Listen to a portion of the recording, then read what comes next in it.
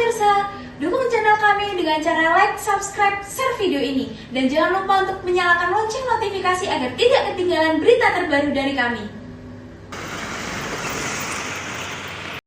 Kecamatan Lengkong, Kabupaten Nganjuk, Jawa Timur dikenal sebagai wilayah penghasil tembakau terbesar di Nganjuk. Tanaman tembakau yang cocok di daerah ini adalah jenis kasturi dan jinten. Para petani membutuhkan waktu antara 4 hingga 5 bulan untuk satu masa tanam.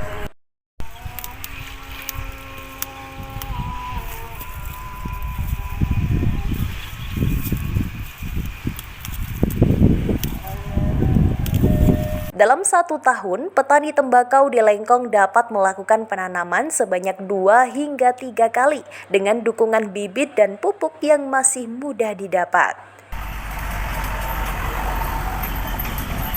Kendala utama yang dihadapi dalam budidaya tembakau ini adalah cuaca. Tembakau sangat sensitif terhadap air berlebih. Jika hujan turun dengan intensitas tinggi, tanaman dapat rusak dan menghasilkan daun keriting sehingga kualitas dan harga jual menurun.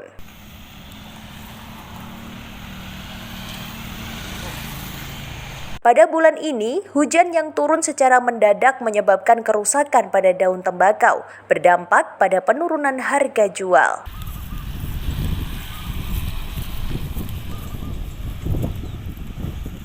Sugiharto, seorang petani tembakau dari Desa Ngeringin, Kecamatan Lengkong menjelaskan bahwa harga tembakau pada panen sebelumnya mencapai Rp50 hingga Rp55.000 per kilogram.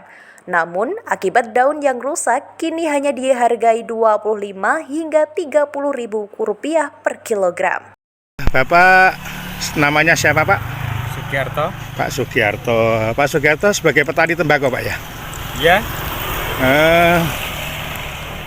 menggarap berapa luas Pak? 500 ru. 500 ru. Sebahu Pak ya? Ya. Dalam sebahu itu saat panen bisa menghasilkan berapa banyak Pak? Kalau sekarang itu kira-kira ya 7,5 ton. 7,5 ton basah Pak ya? Ya basah. Kalau Kira-kira. dari 7,5 ton dikeringkan pun jadi berapa Pak? Ya kira-kira ya 1 ton sampai 11 kintal. 1 sampai 11 kintal Pak ya. Iya. Pak, saat ini harga tembakau bagaimana Pak? Harga tembakau sekarang turun. Kalau tahun lalu berapa Pak sebelumnya? Kalau tahun lalu kering itu 55, 50. 55.000. Ya, 50.000 sampai 55.000. Ya. Kalau sekarang? Sekarang 30 sampai 20. 20 sampai 30 itu kering Pak ya? Ya kering. Kering.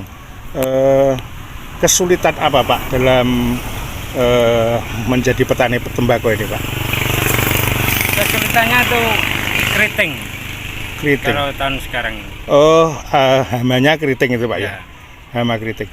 Kalau mungkin Pak bisa diatasi dengan apa Pak saat-saat tanaman keriting gitu? Ya obat Pak, obat apa? Penghalus ini loh. Oh gitu, penghalus daun gitu Pak ya? Oke. Itu bisa Pak, bisa pulih kembali gitu akhirnya? Nggak bisa. Tapi tetap nggak bisa Pak ya? Kalau penyebab dari keritingnya tumbuhan itu dari penyebabnya apa kira-kira Pak? Kira-kira ya cuaca. Biasanya Atau cuaca alam Pak. itu. Alam Pak ya. Sering kali Pak memang menghadapi kendala-kendala seperti itu Pak. Ya dulunya ada, tapi sekarang ya ada. Tapi kemarin nggak ada. Ya. Kalau dari tahun lalu itu Nggak ada. nggak ada Pak. Bagus Pak ya saya. Ya. Kalau tahun lalu satu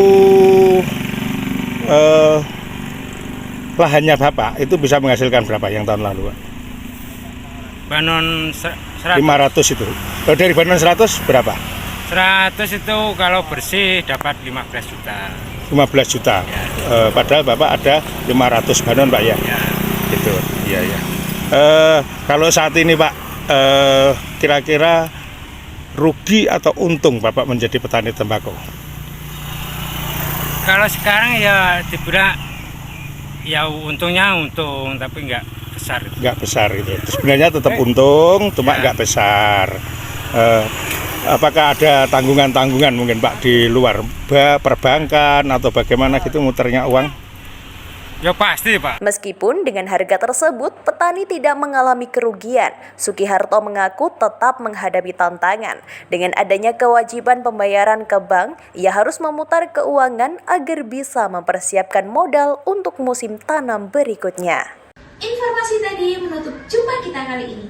Saya Salsabila izin undur diri dan sampai jumpa.